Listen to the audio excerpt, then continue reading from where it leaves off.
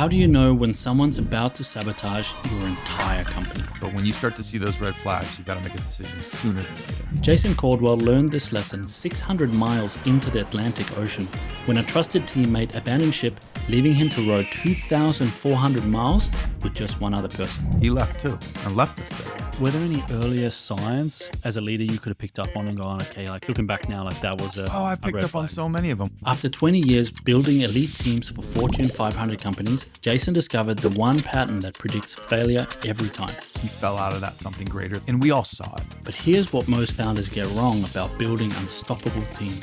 I still don't understand why founders or leaders don't do that. All you need to do is try to add the most value. It's not about finding superstars, it's about finding people who stay bought in. Next on Winning Friends.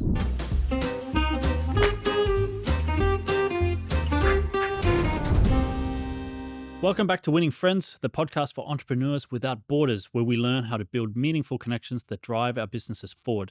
I'm Logan Merrick. And I'm Dylan Hay, and we're here in our digital cafe with a coffee, ready for a man who has rowed across oceans to prove the power of high-performance teams. We're so excited to welcome Jason Caldwell, world record-holding athlete, leadership and high-performance coach, and author of What If and Navigating the Impossible.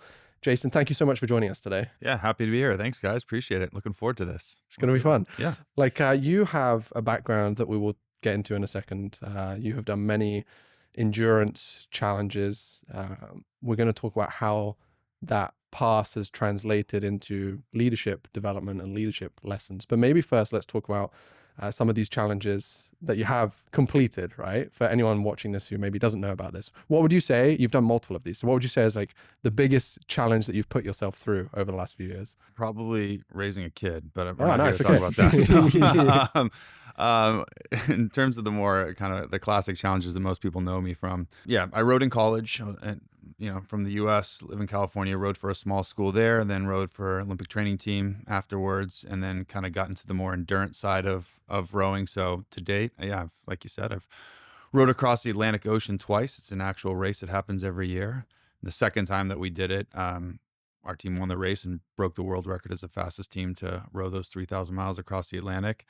I've also rowed across the Pacific, from San Francisco to Hawaii. So a lot of my friends like to say that's not actually the whole Pacific. You kind of just stopped halfway, but that's where the race stops. I didn't want to be that guy. Yeah. But as soon as you said I it, appreciate that. A real man would have gone all the way to Australia. I just said, I'm going to Fiji.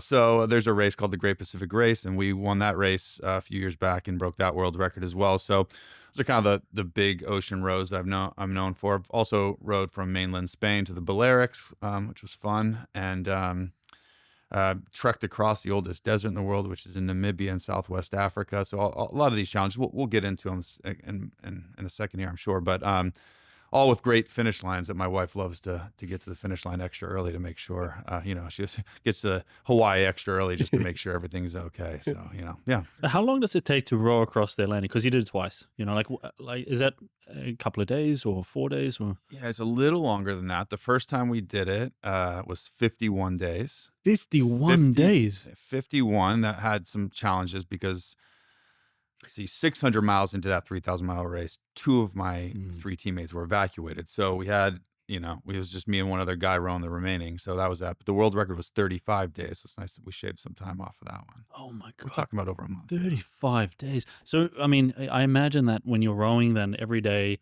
you're... That's good form, by the way. Oh, really? Awesome. Yeah. I've been practicing. 'Cause I knew you were coming. So the last 3 days we both. I got to look like I know what I'm doing. Yeah, that's cool. But so you're rowing every day. You must be developing blisters and sores everywhere. Your body's touching the...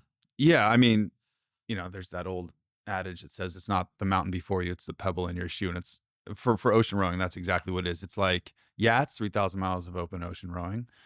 And it's a 4-person team. So these are 4-person boats. And so most teams are doing 2 people rowing at any given time while 2 people are resting.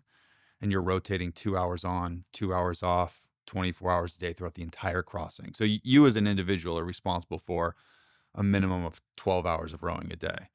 And sometimes when weather necessitates, you put a third person and you row 3 at a time. So then instead of 2 hours on and 2 hours of rest, it's 2 hours of rowing, 40 minutes of rest. So then a 12-hour day quickly becomes an 18-hour day. So you can imagine like your blisters, they become calluses. You get like sores everywhere. You're saturated with salt water. You know, a wave hits you, you're wet for days on end.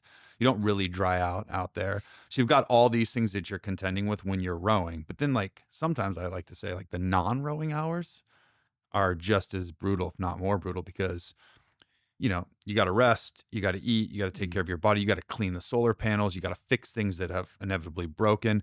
But then you're also just like alone with your thoughts.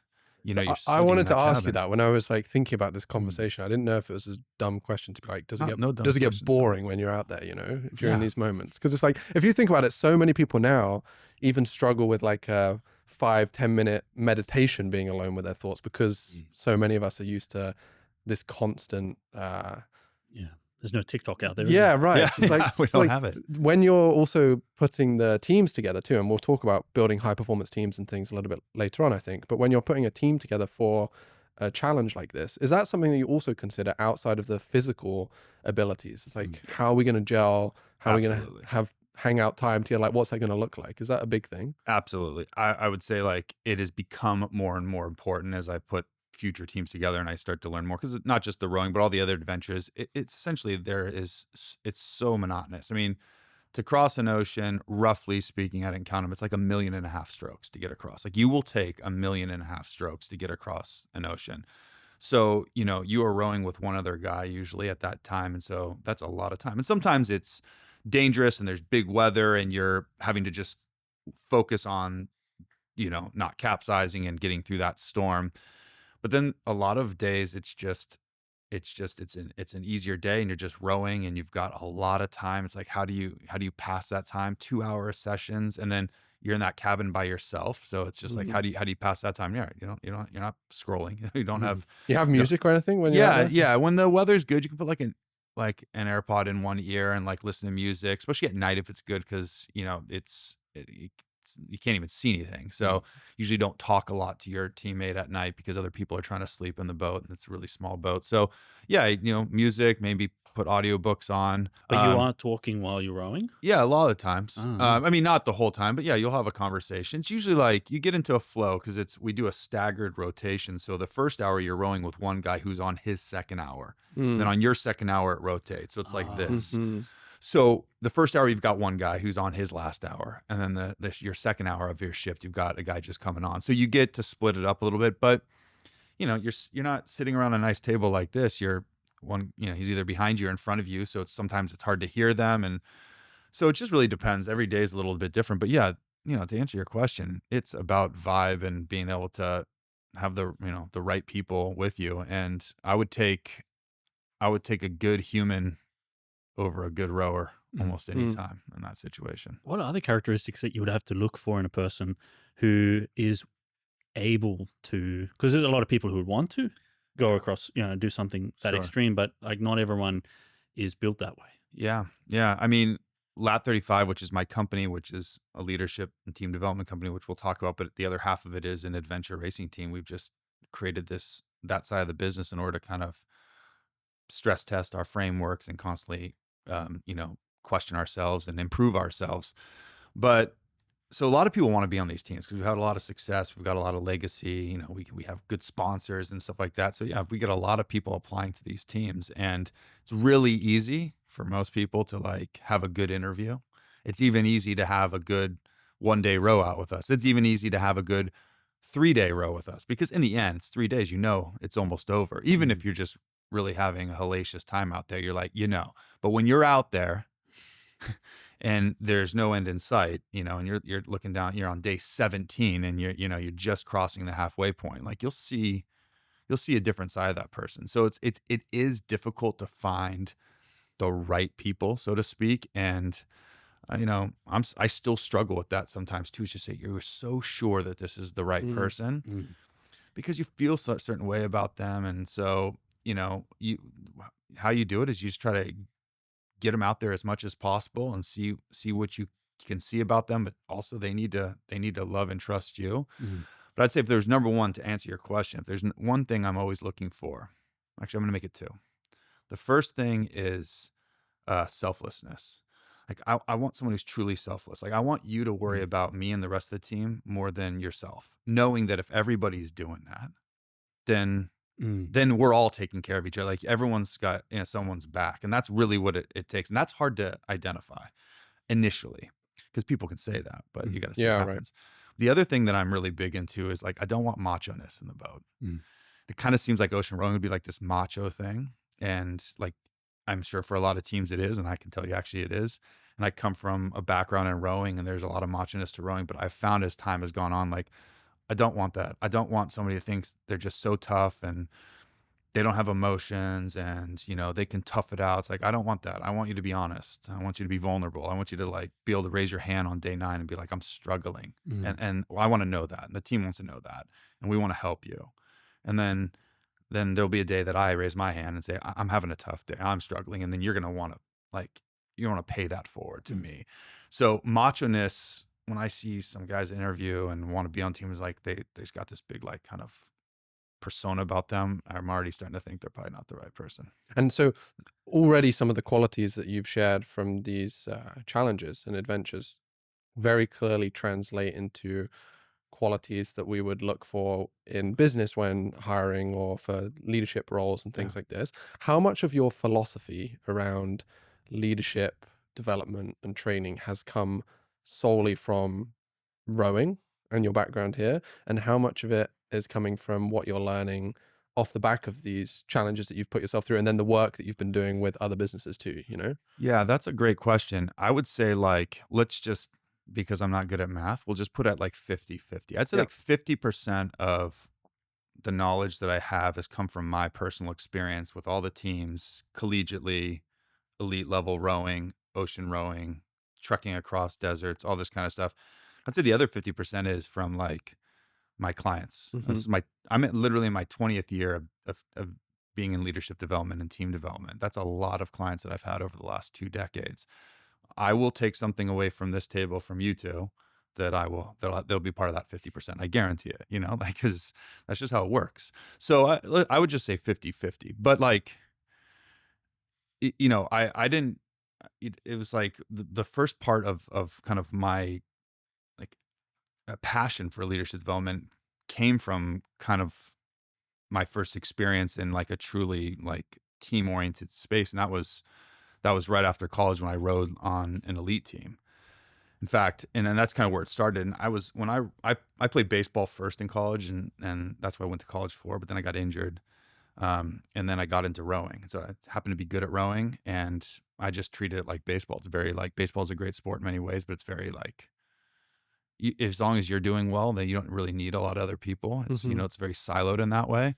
So I'm coming into this, like what I don't know, this ultimate team sport, which is rowing, complete interdependency, like no superstars, but I'm coming in as like, well, I'm just going to be the best. And that's all that really matters, which was not a good thing. And then I get to this Olympic training team and things have changed dramatically because I remember my collegiate coach, great guy. I came from a small school. We had a lot of success, but we were a very small rowing school.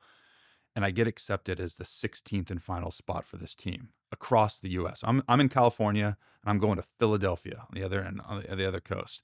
And I remember my coach saying the day before I left, he's like, I don't know what you're going to see out there, but I can tell you for sure that I have not prepared you for it. I was like, oh, thanks, coach. Yeah. So that's some like, good coaching. That was like my thought as I was flying across the country. And literally I get up, it's like straight out of a movie. Like I've never been to Philadelphia before. And I'm just like land, and this is before Uber. So I was like, like yellow taxi. I was like, Boathouse Row? Like, I was like, I don't even know if that's a place. You're like, yeah, sure. So we go there and this is a big mansion. It's like all these mansions, it's very intimidating. It's on this famous river known for rowing. I've been rowing for a year, and like I get in, I'm a week late. So they've already had it. I get this last spot. It's this Dutch coach, 3-time Olympic medal winner from the Netherlands, moves over to take the head coaching job. You get 16 guys. I get the 16th spot. It was a very last minute pick, and I get there. I am the shortest guy. I am the smallest guy. So, and you guys know I'm pretty big. I don't believe it. Yeah. So I'm the shortest and lightest. I come from the worst school. Like everyone's Ivy except for me. I come from like this little state school that nobody knew about. Like, and I've been rowing for 1 year. These guys have been rowing for like 6, 7, 8, 10 years. So I'm like, oh, I'm way out over my skis on this thing. And the coach, I have a quick little like 30-minute meeting with him before this practice. I'm just going to be, I don't even know where I'm staying that night.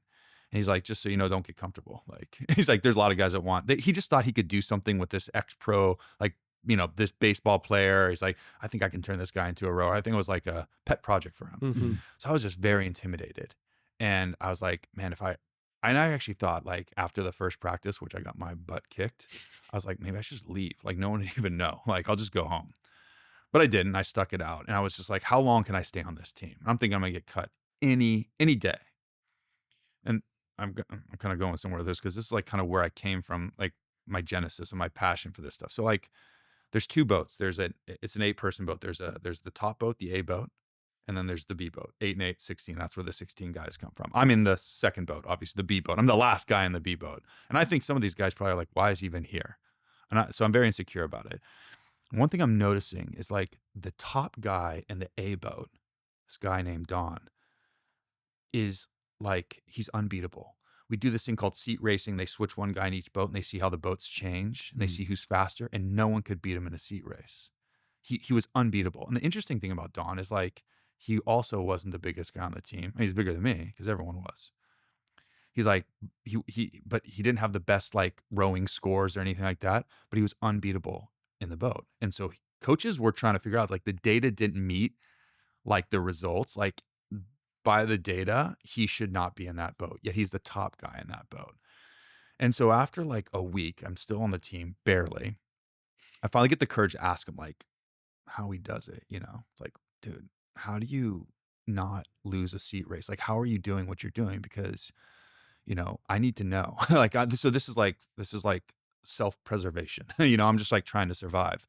And he said like, he probably doesn't even know to this day how much his words meant to me.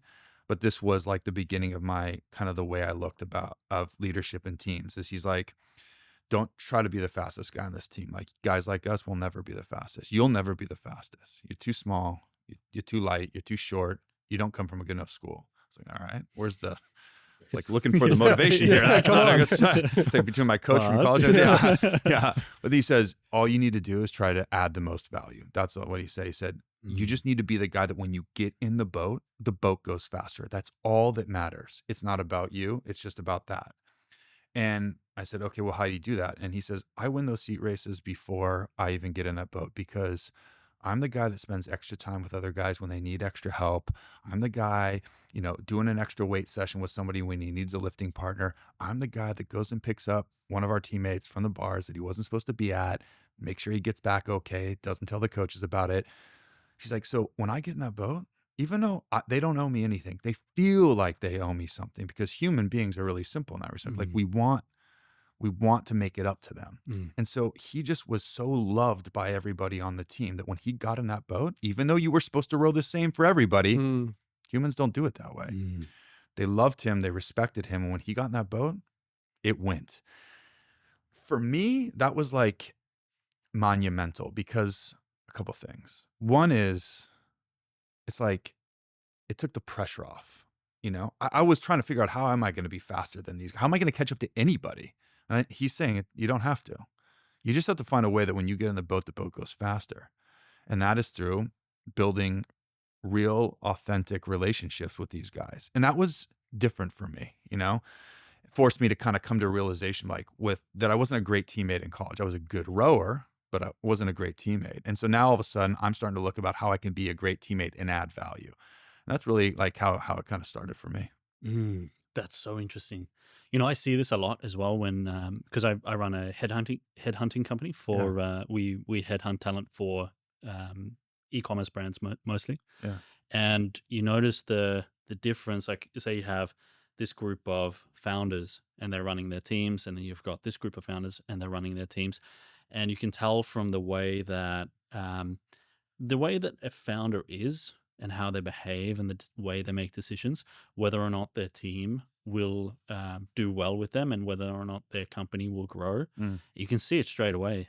If someone isn't willing to pay fair market prices, if someone isn't patient or supportive or do like good onboarding and this type of thing. And I think you've seen this as well in your Yeah. team, because I noticed that looking on LinkedIn and stuff, like you guys have incredible engagement with your team. Mm-hmm. But there's so many people who struggle, and those companies, they don't grow, they get stuck. Yeah.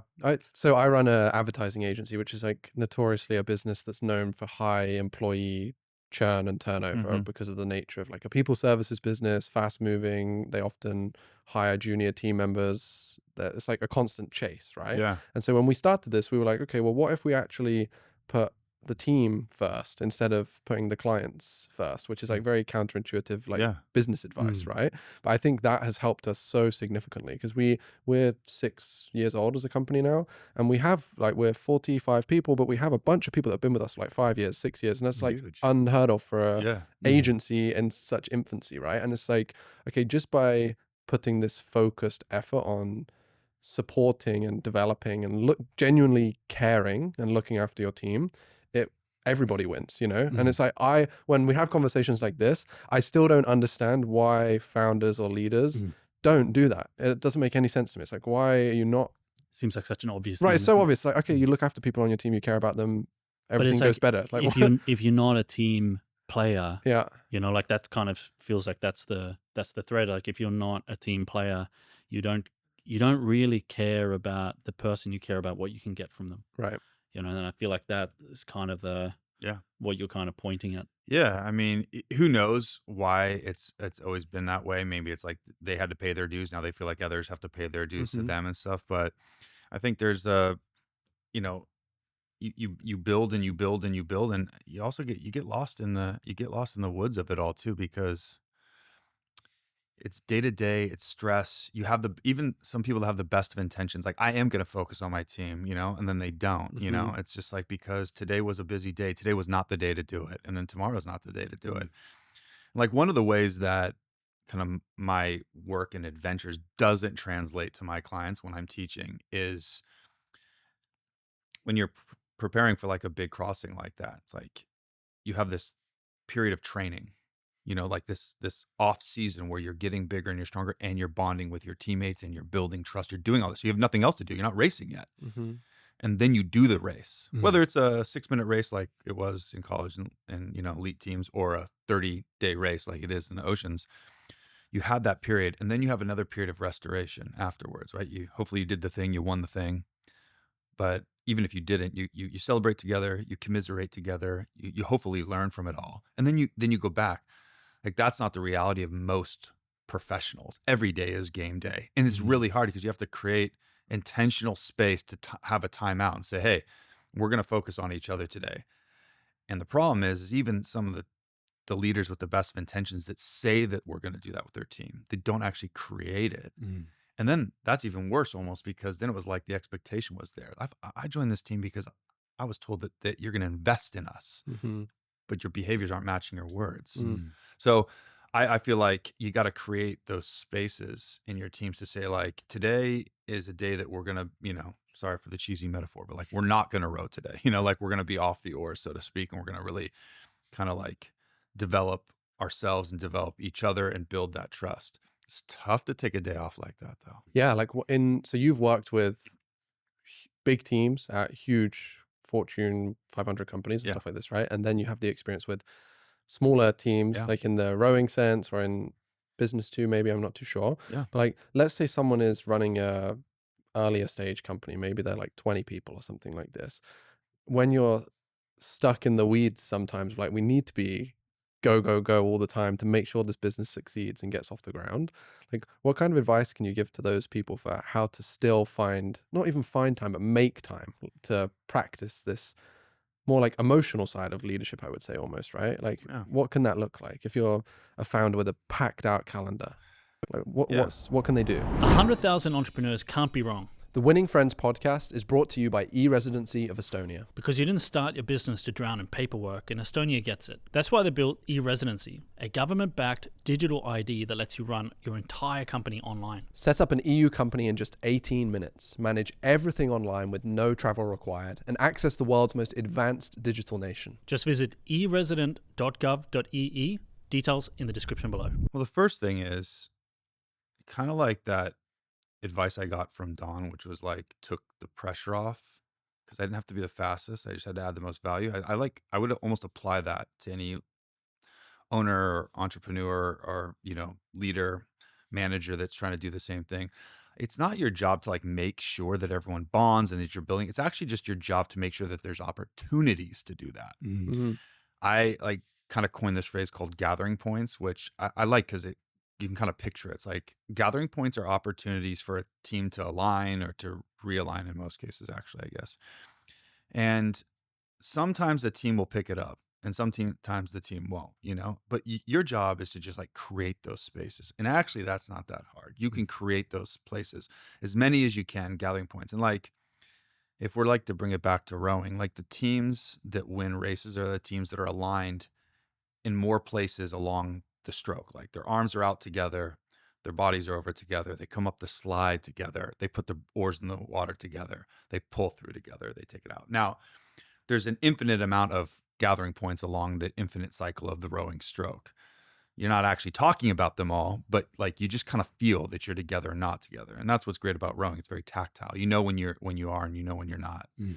Like I think about that for managers, for leaders, for owners is like, where can I create those formal or informal places they can do it, knowing that you don't know which ones they're gonna latch onto. Mhm. Sometimes they're like the really like basic ones, like, hey, we're gonna have a happy hour, we're gonna do something like that. But other times it's just like creating a physical space where people can get together. And other times it looks like you being the first one to be vulnerable and just be kind of transparent about something you didn't do well. Like, hey, just so you know, like I'm gonna own something that was supposed to get taken care of yesterday and it didn't because of me. Like that's a gathering point. That's like an opportunity for your team to hear you say something like that and maybe offer up something that they've done or that they want to talk about that they normally wouldn't in that moment. So like gathering points are like, if you're creative and if you just spend some time thinking about them, you can create them pretty easily. You don't have to waste a lot of time. Mm. Mhm. And what about if you were running a remote team? What would be an example of a gathering point? Remote's tougher, but that's where you go back to like the things about accountability and transparency. I think one of the things that owners and kind of managers don't do is put their own accountability on the line as much as they should. They were at one point in their career, they were probably at that place too where they were being held accountable. Now that they're at this place, like it's almost like, well, now it's your turn to be held Mhm. accountable.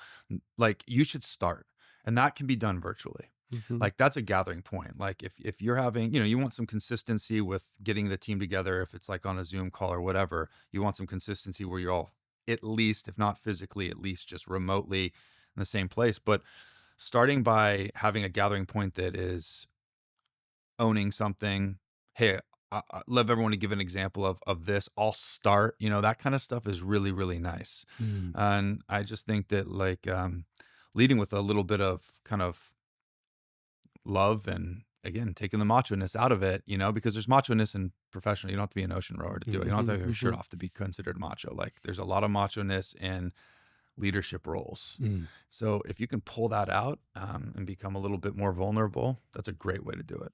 Yeah. Virtually. A couple of things that we've done that are working pretty well. Like we're a remote team too. Yeah. We're, I don't know, 16, 17 different countries across the team or something. So we've had to really focus on how do we get our team to still spend enjoyable time together outside of the day-to-day work as well, right? And so we've tried a lot of different things. And something that is like something that some people on our team really enjoy at the moment is, and it sounds kind of simple and basic, but we have a book club that we do. It's That's it's cool. completely optional.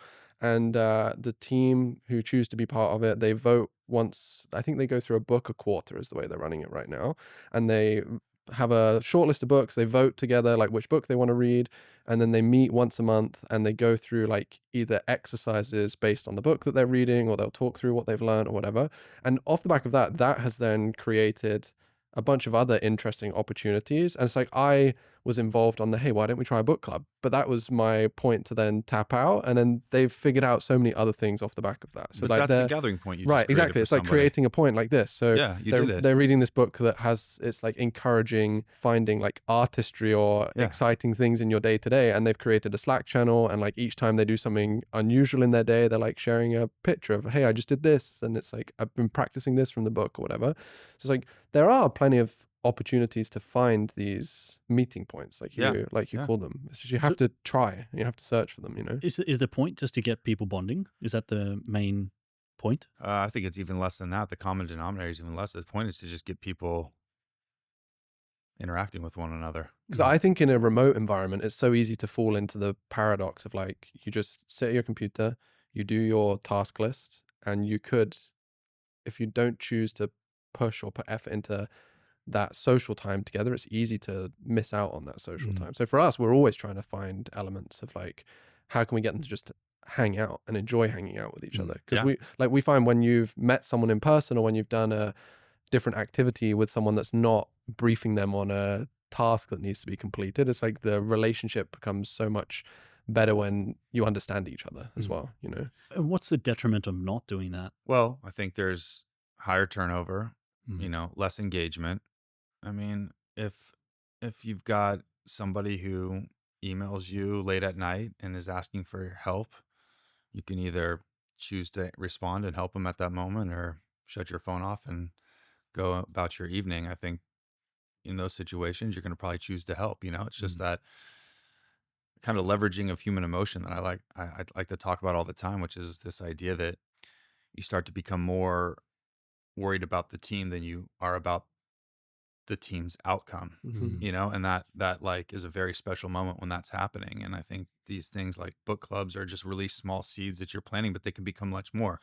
I've got a company that I'm working with that like started like a Lego club, like where they all like do Legos together, I which would is love kind that. of cool. Yeah, I'm getting into Legos right now because I got a 5-year-old. So like, Legos are cool. Yeah, And never late than ever. yeah, I finally got there, 43. Yeah, but I mean, it doesn't really matter. Like to answer that question, I think it's just like don't worry about whether they're bonding in this particular moment. Like, oh, maybe they don't like this. Maybe it's cheesy. Who cares? Yeah. Like, make it cheesy, make it fun. Just make it, Yeah. and like let them take it. Like, it sounds like you planted a seed Yeah, and and they just run kind of with it. took off. And I like your idea that you said earlier about just being the leader to be transparent too. Like whenever we introduce something new, like this is my first company, we're still trying to figure everything out as we go. So every time we try something like this, I'm always like, look, guys, I don't know if this is a good idea or not. I don't know if this is going to be fun for you or not. I share these things up front, and I think leading with that humility I feel helps. like even that's even one of those meeting points. The fact that you're being humble like that. Yeah, that's a gathering point. Yeah. It doesn't have to be a physical place where you gather. Yeah. Like, it's just an opportunity. That's how I define it. It's an opportunity for a team to align or realign. That's all it is. And it can be an act of humility Yeah. or transparency. Yeah.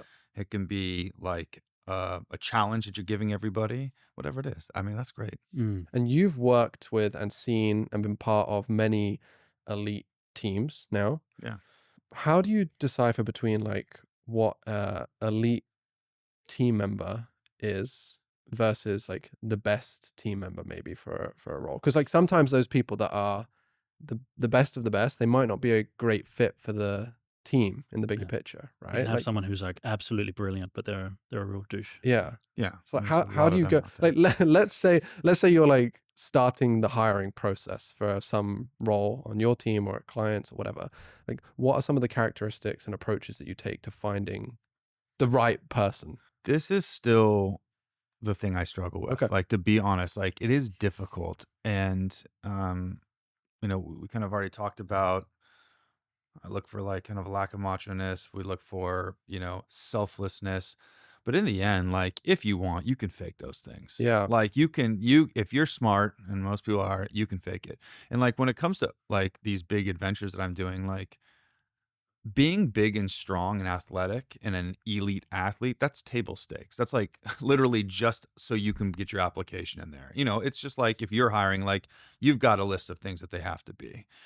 Like so being smart like is really just table stakes to being able to like even put your name in the ring, so to speak. But I think if we're to add to that list a little bit, I mean, this idea of wanting to learn is a big one. Like we talk about fixed mindset versus growth mindset. I mean, that growth mindset's a really important part of it. It's like, what's your why for joining this team? Like, what are you trying to do? And another thing I like to do is I want to know what your individual why is. Like, what are you trying to get out of this? It's okay to have a selfish endeavor. Like, it's okay to join this ocean rowing team for a selfish reason. But I want to know what it is. Like Mm.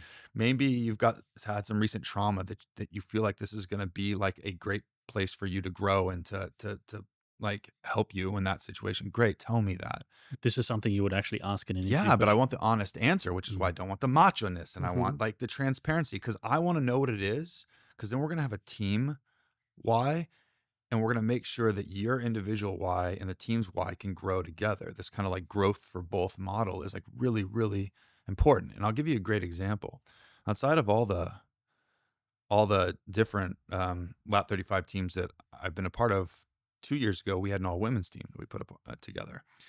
And we did this because after we broke the world record in the Pacific, people, because you always got people that are like, oh, here's why you did it. They know. Mm. So we get a lot of people saying, well, yeah, of course you got good funding. You can get the best rowers. And I know that that's not true, that it's not about the best rowers, but the right people, which is what we talked about. So I said, okay, I'm going to put a women's team together, which means I won't be there. I won't be physically in the boat. So we put a women's team together and all of my teams, what we do, and I had the women, once we got the 4 women together, I had them do it too, is that they come up with a mission statement, right? A team mission statement. And so I showed them some examples of some of our Lat 35 teams in the past that we've used. And I said, well, go away, think about it for individually, then come together and come up with something. And then when you're ready, we'll get together. And we were all virtual too, by the way. Hmm. Everyone was, so we were doing these on Zoom calls. And so about a week and a half later, like, oh, we're ready to present to you what it is. I was like, all right. And this is exactly what their vision statement, their mission statement was. It was to elevate each other's greatness. Mm. Oh, that's And beautiful. it is, but it was like a little, I was taken back by it because I was like, okay, so up to this point, all of ours have been like, break a world record, row as fast as we can, as hard as we can. And like we had great priorities associated with it and great systems and great people around that stuff. But like to not have anything around a world record in it was a little like concerning to me. It was just to straight up elevate each other's greatness. So of course I challenged them on. I was like, are we sure this is what you want to do? And he go, absolutely. We've talked, we've gotten to know each other and this is it. And as I got to kind of understand how they came to that, I found out that, the specifics are not for me to tell, but there was some trauma that some of them were getting over that the other ladies got to hear about and they wanted to help out with that. And there was all these different things. And one of the things that they realized is they could connect all of their whys together by just simply elevating each other's greatness. Hmm. And there was a time when they're halfway across and there was a storm coming and I was on the sat phone with the land managers and all the weather routers. And I was on the sat phone to them and I said, you need to row 3 up. That's hard to rowing because that means you're going to row 18 hours that day. You need to do it to get as far ahead of this storm as possible.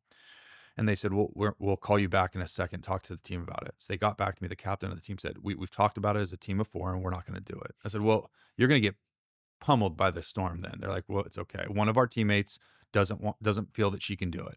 And so we're not doing it, which is an amazing, amazing decision. And they did get hit by that storm really, really hard, but they did it because they were staying true to their vision of elevating each other's greatness by simply telling one person, well, you just got to suck it up, like deal with it. Mm. That's not elevating someone's greatness. Mm. They finished the race. They won the race. And they broke the women's world record as the fastest all women's team to ever row across the Pacific Ocean. So the product just took care of itself. Do you have like a framework or a system for building mission statements like this? Yes. So with all the organizations that I work with, and there's a lot, I work with Meta and Salesforce. I work with Bank of America, Transamerica, and a load of other ones that based on, NDAs, I can't say. But I work across, geographical regions, across industries. And a lot of times when I'm working with intact teams, when I start my work with an intact team, whether they're new to each other or just new to me, or they've been together for a long time, but they have challenges. The first thing I want to do is like, what is your vision statement or mission statement, whatever you want to call it, used interchangeably these days. And a lot of teams don't have one, so we're going to start working on it. Other teams do. When they say, oh, we've already got that, I challenge them on it. And I say, okay, like, tell me what it is. Like, tell me how you came up with it. And most of the times, like, it was just usually told to them by somebody higher up, which case, like, I suggest to them, they usually take my suggestion that we should redo it. And the framework for it, to answer your question, is like, here's what we want to do.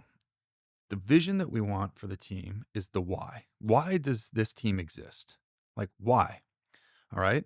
That's the first thing that we need to understand. We need to build that vision statement on that. But the most important part about it is that everyone's fingerprints on this thing. So if it's a team of like, let's call it 10 people, it's an intact team of 10. I want to make sure that all 10 people had a say in it. Now, you're not going to get 10 people to perfectly agree on that perfect couple sentence vision, the why of the team. But at least there was conversation, there was concession, there was challenges, there was input, because at the end of it, even if it's not exactly how you would have written it, you had a say in it. You've got your fingerprints on that thing.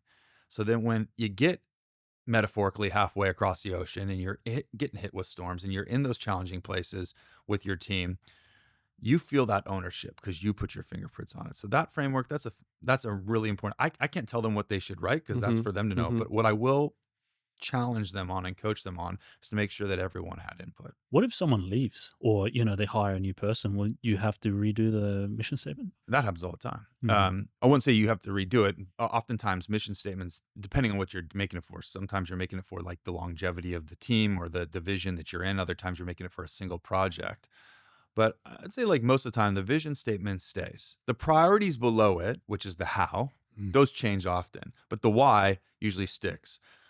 But going back to the right people, this is a great way to ensure the right people. So instead of saying like, oh, we've got a new person on the team, maybe we should revisit the why. No, it's the other way around. You bring this new person in, or maybe you've got 3 people and you're trying to figure out which is the right person. You read them that vision statement. This is who we are. This is where we're going. How does it sound to you? And let's hear the responses. People are if they're gonna poke holes in it, I don't know about that. It's like, okay, maybe you're not the right person. You might come from the right schools, have the right background. But if there's somebody who's like, that is me, and I'll tell you why that's me, and they start to talk about their personal why and how they feel like they can bring their personal why this, okay, now you're onto something. Yeah. So that's what's really interesting about it. It's the other way around. So you mentioned the vision statement, but they also mentioned the how. Yeah, the priorities. How does that translate? So you have a team, and then you define the why, and then the priorities. Yeah, so I see the vision statement as the why, and then the priorities as the how. So this is like, here's why we exist. This is what we're trying to get done here. This is what the void that we fill for this company or this division or whatever it is. And the set of priorities, usually between 3 and 5, are how we're going to get it done. And those, usually what happens with a team is after we get the why settled, we start going for like, okay, what are the top 3 to 5 priorities? And usually in a team of like 10 to 12, you can find reasonably suggest it'll probably be like come out with 20 to 25. And you can use all those. You can't have 25 priorities. Yeah. But you vote and you figure out what the top 3 to 5. Those things are going to change all the time. Different. That's where the changing of the team and outside influences that you didn't expect a year ago start to happen. Now priorities are changing. The why almost never changes. The how is going to change all the time.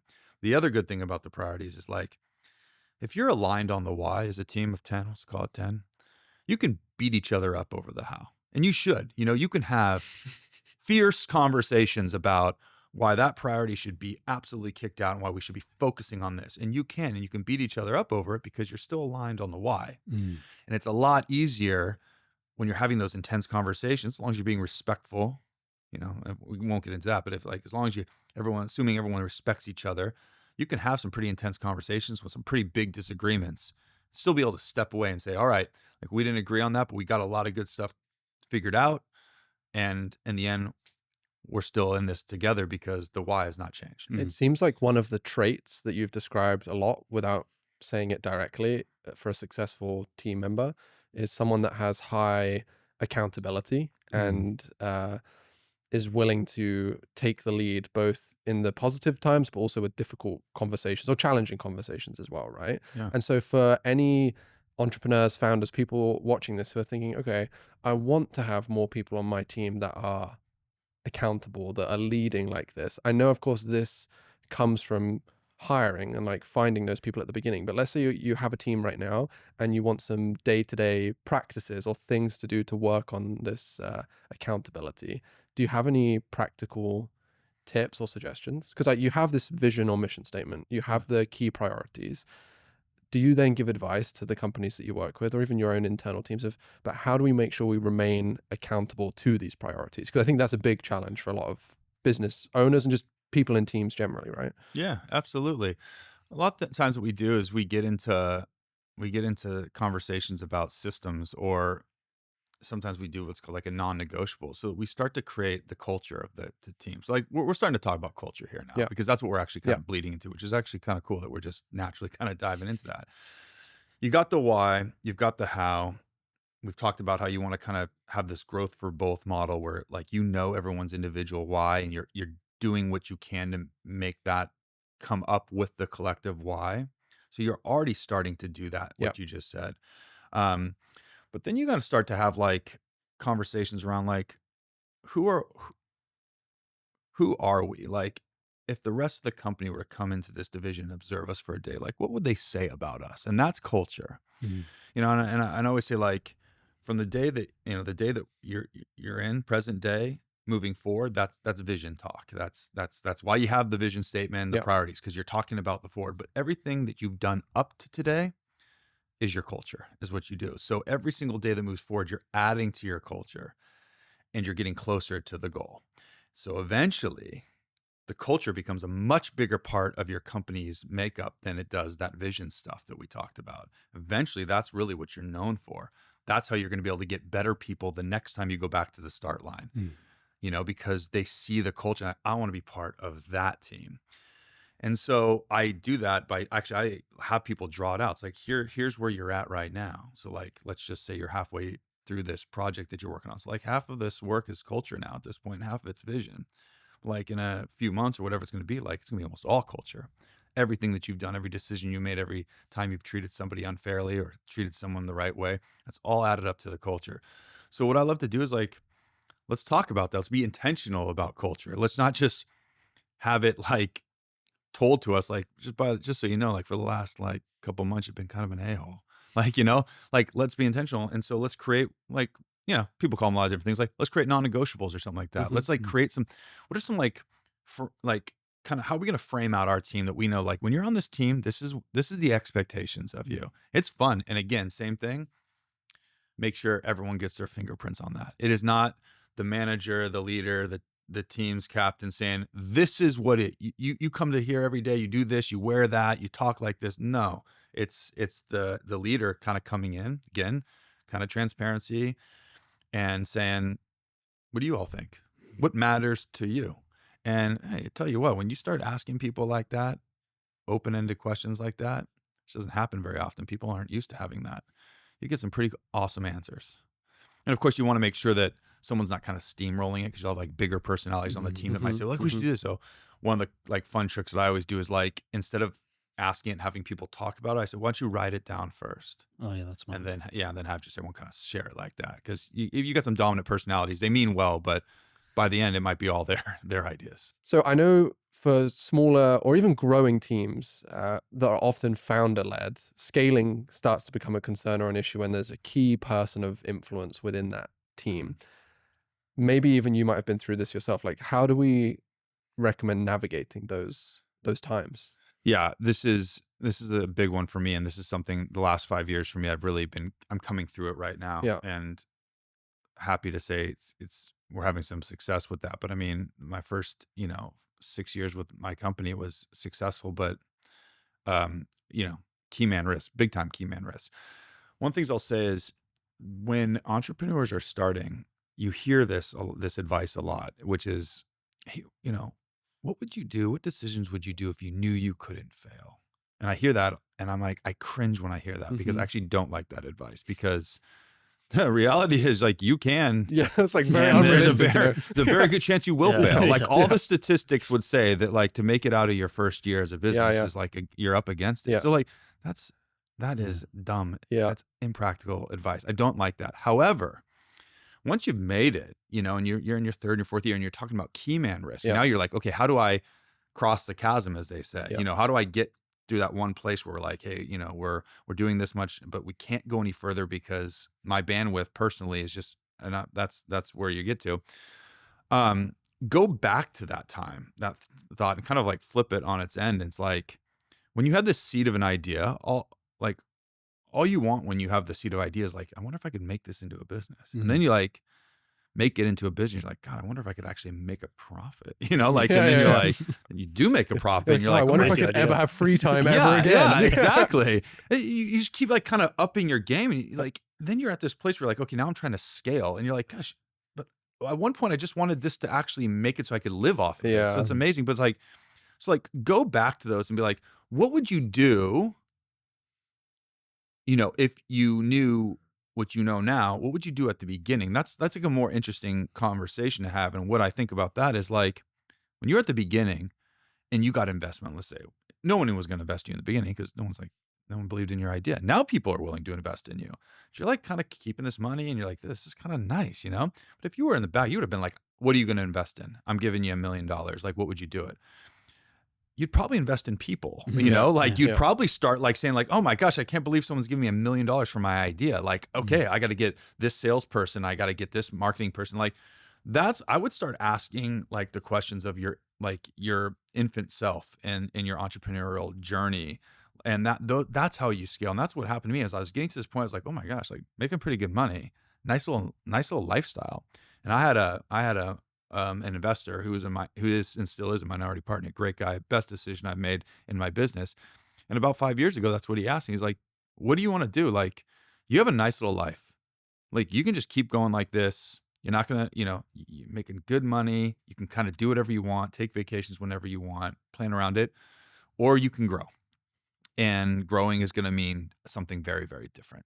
It's going to mean investing, putting some of that money back into the company. And I thought about it for a while and I was like, but I want to grow, like that was my decision. That's always what I wanted when I was like, what if I can make something into this?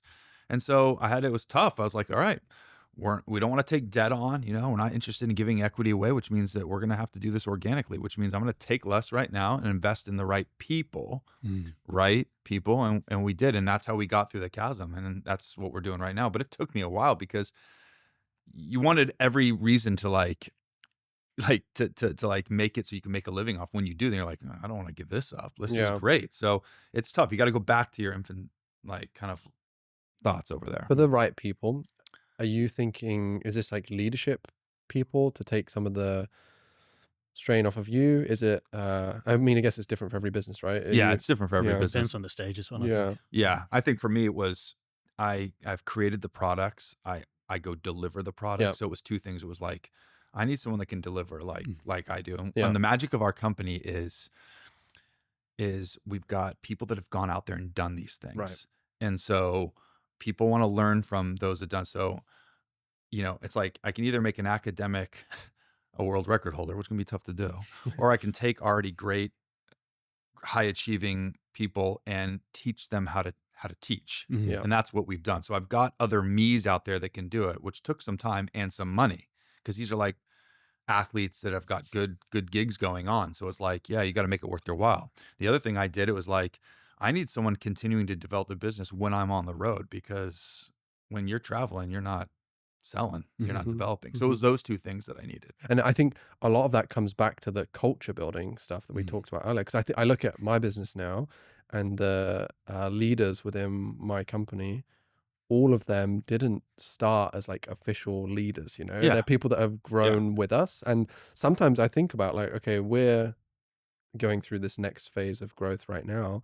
And that balance of bringing in people from external versus building on the people that you have already. It's like, I'm always going to choose someone that is deeply embedded in our culture and try and upskill them first instead of going out to bring people in, But it's like, it can be challenging in the early days because you maybe don't have that option, when you're Especially building. if you're trying to replace yourself. Right, I mean, right. you're a very particular guy. I imagine that would have been like, how do I? Because if you bring someone in who's just like a performance coach or something, you're going to very quickly dilute what it is to be, lat 35. So Totally, you got to protect that brand. That's the biggest thing, is protecting my brand. We have a great reputation when like people see Lat 35.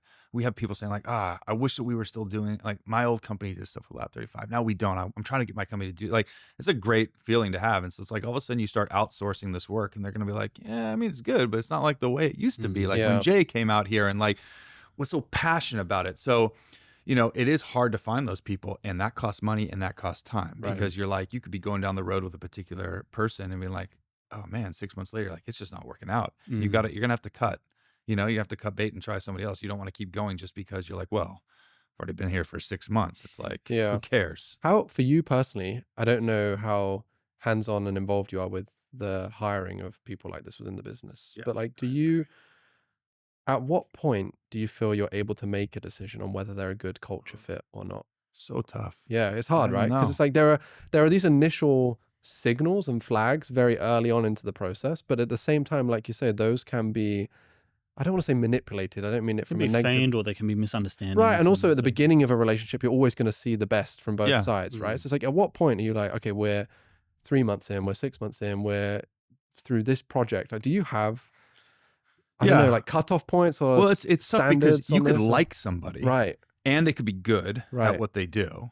And you're like, oh, this is the right person. But like, you could be missing the part where like, but they still aren't the right person. Like, you know, sometimes that's what happens. Like, oh, I like this guy. Like, he's cool. yeah, Like, we've done some cool adventures together. Like, you're picturing him. He's like, oh, this guy's a homie. Like, Yeah. I'd love to like Yeah. hang out with him. And like, I could picture him being here all the time. It's like, Yeah. that doesn't mean anything though, Yeah. if he's not the right person. So you just gotta, I think one thing is like, you've got to simultaneously like use your gut and your heart to make decisions, and then also be able to take that away and actually use your head as well. Like, Yeah. that sounds so counterintuitive, but like, you got to rely on the gut, be like, yeah, but you also got to be like, you just because he's a buddy doesn't mean he's the right fit. So it's really tough. When you have to make a tough decision, do you have like a go-to, I don't know if framework is the right thing, but like a practice? Do you like sit down and write your ideas on the decision? Do you No. talk to someone? Like, what's your go-to for So if making you a tough gotta call? let someone go, like Yeah, it could be someone that, you or it really could be- like, or yeah, Yeah. take on an investor or something.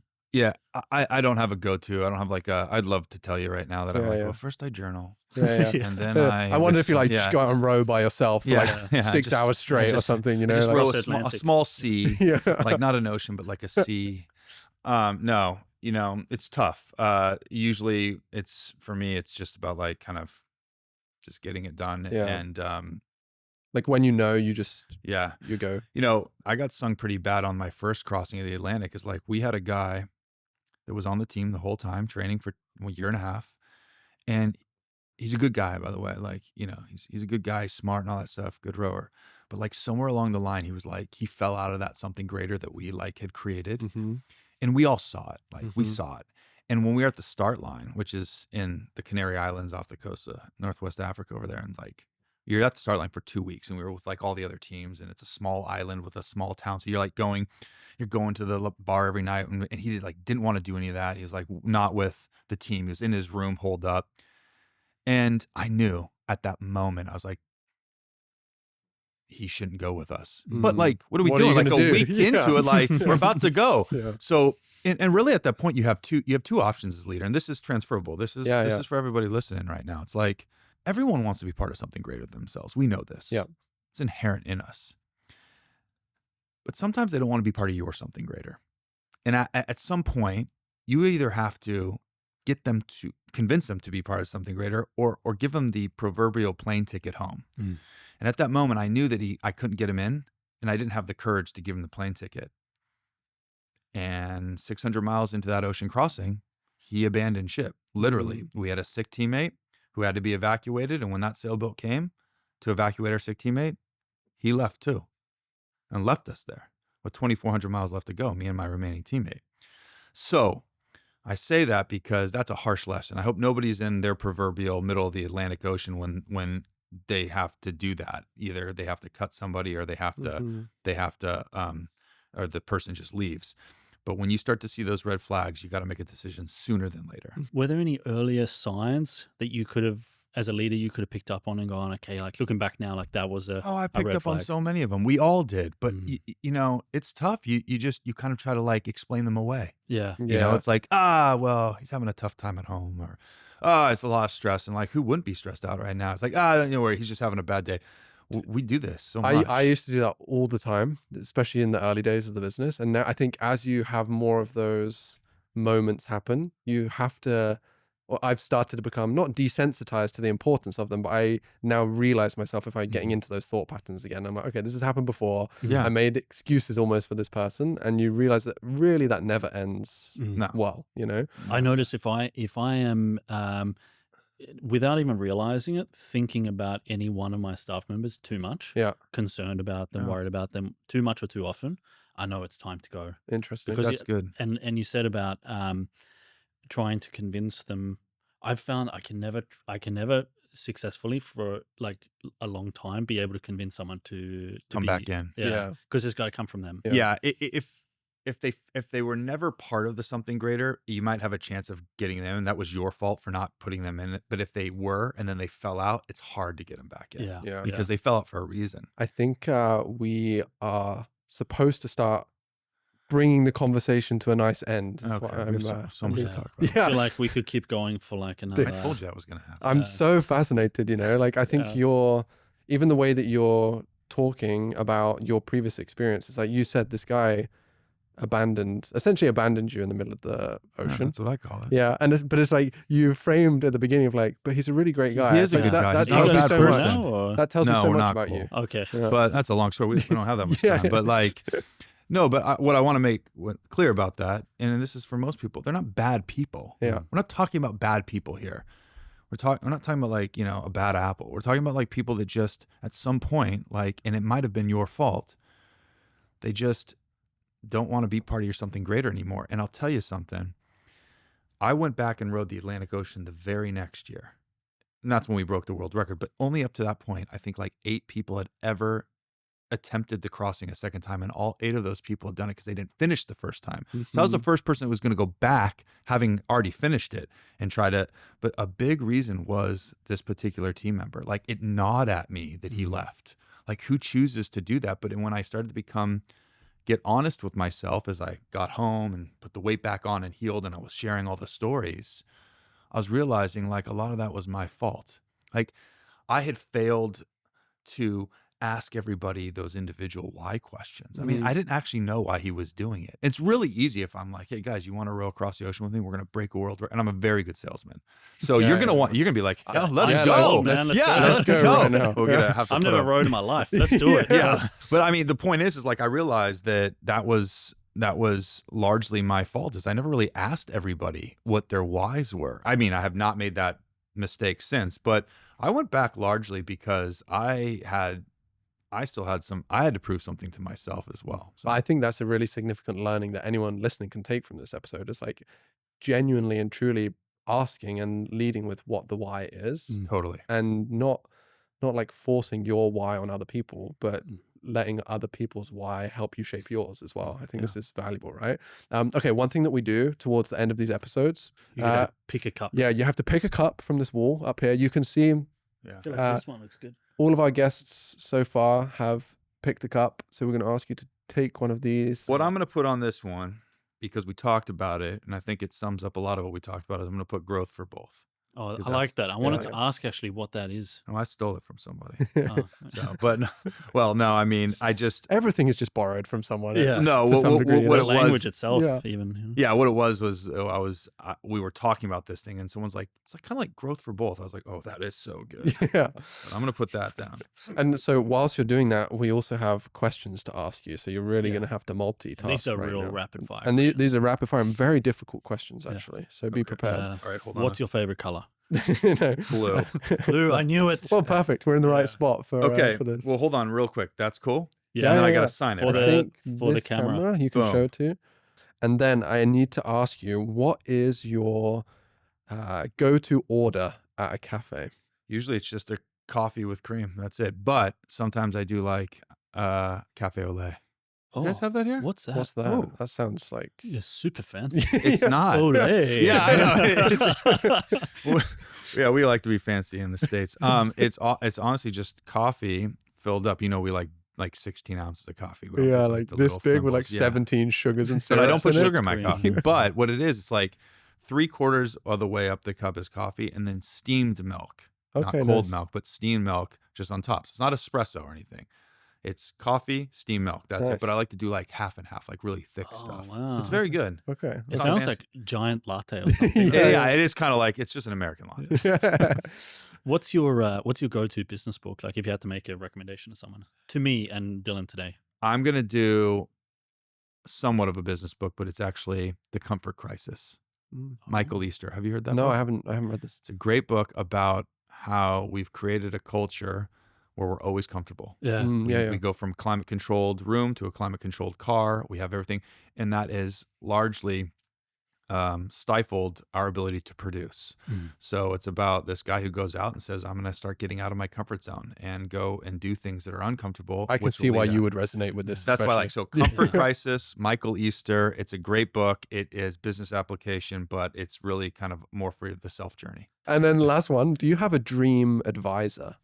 Whether it's business, life, generally, like who would be a dream advisor for you? You know what? It's not somebody famous, but it's actually my best friend, Mike. And I'll tell you why. Because we met in college, we rode in college, and a lot of people are afraid to tell me when I'm doing something wrong or that's not a good idea. Afraid to challenge me, probably because I'm 6'4" and 220 pounds. But And probably pretty stubborn, yeah? Yeah, and stubborn, and I'm going to get mad. Small guy. But you say that, right? he's always been able to say, like, I don't think that's a good idea. And I don't know why. Maybe that's because he's my best friend, but I think it's the reason why is because we are best friends now. And he's bigger than you? He's not. He's small. Oh, really? Yeah, and I hope he hears this. Yeah. Real small. Much smaller. We're gonna send this to Michael Mike. Vuksic, spelled no. But he's just always had the ability to stop me in my tracks and make me seriously consider like what I'm doing. And for some reason, his words and his voice has always been since I've been in college. And I was like hothead in college, not a guy I'd respect to this day, but he helped me in that journey by saying like, that wasn't correct. That wasn't right. You should think about what you've done and all that stuff. And for whatever reason, even to this day, 20 years later, I'm still very impacted by his words. And I don't know why. I mean, I'm sure you guys were hoping I would say like Tony Robbins or something, but no, like, I actually it's way somebody- prefer answers like this. I have a personal connection with him in a way that like, I need him, you know?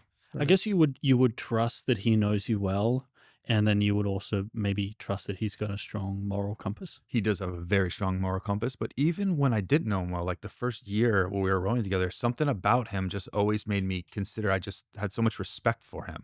And that was like really where I learned, like, I was more afraid of letting him down than I was of anything else. And like, I was petrified of letting him down in rowing and in life. But now we've had 20 years of friendship together. So now it really is, it's that trust factor as well. He does know me so well. I mean, you know, him and my wife argue about who knows me better, but I don't know. Well, I think like there have been so many interesting Yeah. points from this conversation. I would love to keep going, but unfortunately we I have might to hassle stop. you on LinkedIn after this. Yeah, That's we'll- fine. yeah. That's And cool. maybe we can have some lunch or something like this. Yeah. You know, Guys, seriously though, thank you. This was awesome. No, I thank you. appreciate Our it. pleasure. This has been super is cool. helpful. Yeah. This is fun. Yeah, thank you so much for joining us today. Yeah. It's been a really great conversation. I just want to encourage anyone who is watching this through to the end to check out your work, you know, like the Lat 35 site, any of the pieces of content that you've put together. But yeah, thank you, both of you. Thanks for the conversation today. And make sure you can find us wherever you normally get your podcasts. Make sure to subscribe so that you don't miss any future episodes of Winning Friends.